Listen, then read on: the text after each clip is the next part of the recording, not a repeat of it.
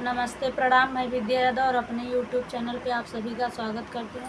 आज हम लोग एक चुटकुला नाच गीत सुनाने जा रहे हैं। कैसा लगेगा? लाइक, शेयर, सब्सक्राइब जरूर कीजिएगा, कमेंट में बताइएगा।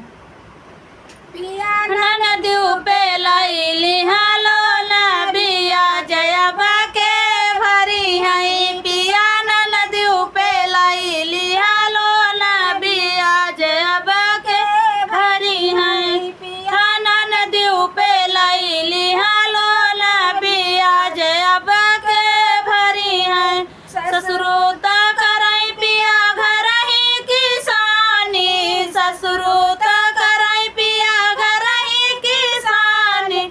पिया सासू कड़ाई दुनौ जून बिया जयबा के भरी है।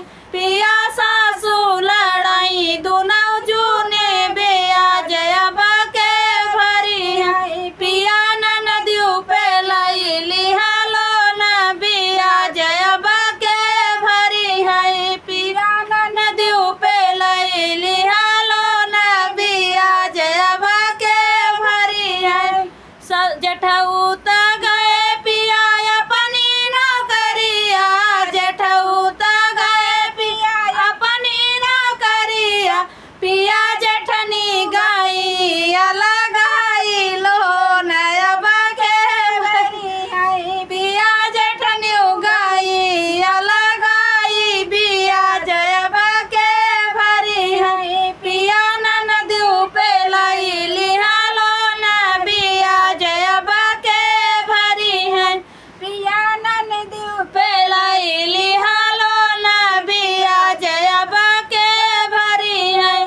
देवरूत गए पिया अपने कॉलेजवा, देवरूत गए पिया अपने कॉलेजवा। पिया देवरानी करई मना मानी बिया जयबा के भरी है। पिया देवरानी करई मना मानी बिया जयबा के भरी है। पिया नदियों पे लैली हालो ना बिया जयबा के भरी है। पिया नदियों पे लैली हालो ना बिया जयबा के भरी है। आप सब लाइक कमेंट नहीं करते, मुझे हमारी गुस्सा लगा।